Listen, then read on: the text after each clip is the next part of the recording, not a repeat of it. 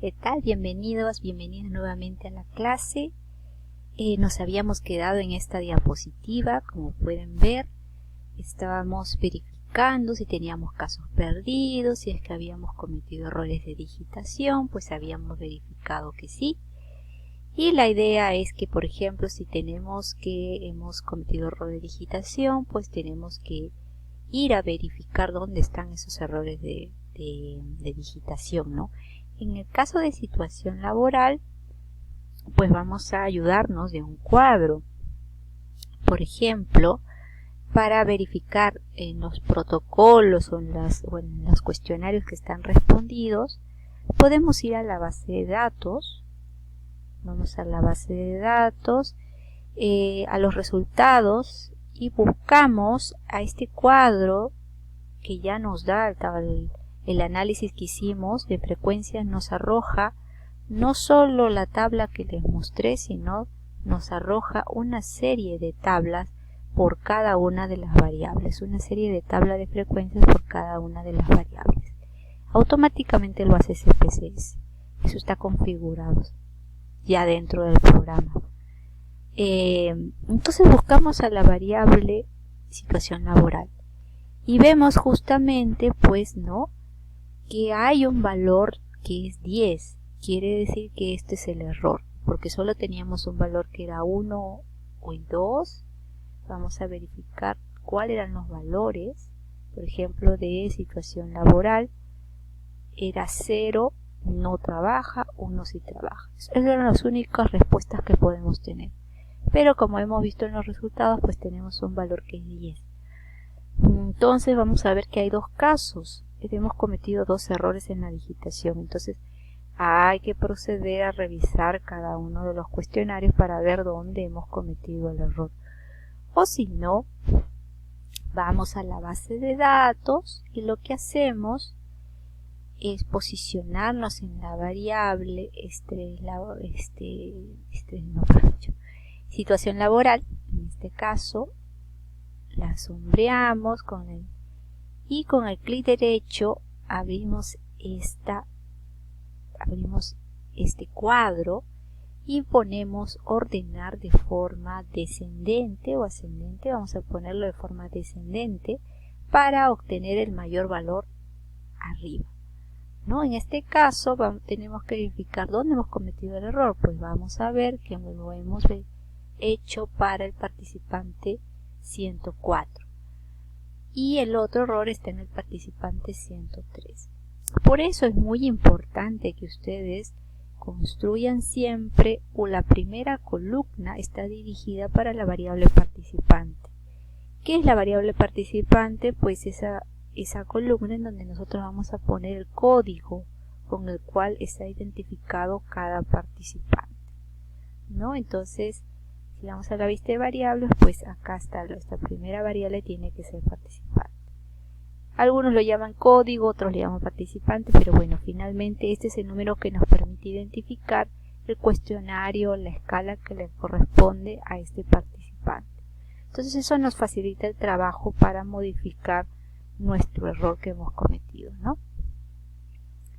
Eso solo para clarificar y terminar de ver esta primera pregunta.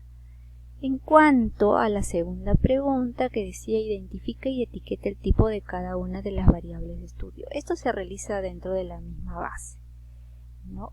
Entonces, cuando nosotros entramos o volvemos a nuestra base, a la vista de variables, está justamente la columna de medida.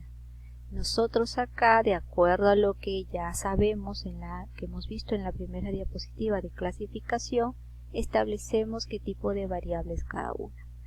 Por ejemplo, participantes nominal, no tiene un orden establecido, sexo igual, ya habíamos explicado por qué. Edad es una variable continua, por tanto le corresponde el escalar. Algunos pueden decir que también puede ser ordinal, es válido para ambas. Porque tiene un orden, ¿no? Supone que 19 es menor que 20 y 20 es menor que 21, válido. Estado civil si es una variable nominal. Número de hermanos también es escalar. o también puede ser en este caso, pues, ¿no? Como decíamos de continua, dijimos que era de conteo, ¿no? Las conteo eran las discretas, entonces continua ponemos escalar. Orden de hermanos, ya está diciendo el mismo nombre la variable, hay un orden, luego religión nominal, lugar de nacimiento nominal, número de habitantes en la casa también es un conteo, por eso ponemos que es continua discreta, pues le corresponde escalar. Escalar se coloca todas las variables continuas. Y por último, grado de instrucción. Para el caso de las variables que corresponden a nuestros constructos psicológicos, en este caso, por ejemplo, el ítem 1, el ítem 2, 3, 4, 5, 6, pueden tener, porque son variables continuas, finalmente se van a traducir en variables continuas, le colocamos la clasificación escalar. Entonces, esta columna es para colocar la medida, el tipo de variable que le corresponde a cada una de nuestras variables que hemos formulado. Eso daría respuesta a nuestra pregunta 2. Obviamente, cuando hacemos esta clasificación tenemos que darle el botón grabar para que quede grabado lo que hemos puesto, ¿no? Finalmente, entonces vamos otra vez a la presentación. Acá está justamente nuestra clasificación. Y con eso se verifica la pregunta 2. En cuanto a la pregunta 3, nos pide describir la muestra en función de las siguientes variables sociodemográficas: sexo, edad y grado de instrucción. Como habíamos dicho, era importante delimitar qué tipo de variable es para saber qué tipo de análisis voy a pedir. Sexo es una variable nominal, entonces le corresponde que saque una frecuencia. En caso de edad es una variable continua, ¿no? Es una variable continua, es una variable cuantitativa. A esta le corresponde más bien que yo extraiga una medida de tendencia central y una de dispersión. Por eso le hemos sacado la media y la desviación estándar mínimo máximo. El grado de instrucción dijimos que era una variable ordinal. Podemos sacarle obviamente una tabla de frecuencias, como la hemos sacado acá. ¿Cómo realizamos esto? Pues, ¿cuál es la ruta en SPSS? Es la siguiente. Entonces vamos a recordar que fue sexo, edad y grado de instrucción. Vamos a nuestra base, la pestaña analizar, siempre por lo general trabajamos con esta pestaña para los análisis. Volvamos a nuestra tabla de frecuencia. Dijimos que para las únicas variables que van a tener tabla de frecuencia es sexo y grado de instrucción. Entonces, esto había quedado ya grabado de nuestro anterior análisis, lo vamos a devolver y solo dejamos sexo y grado de instrucción.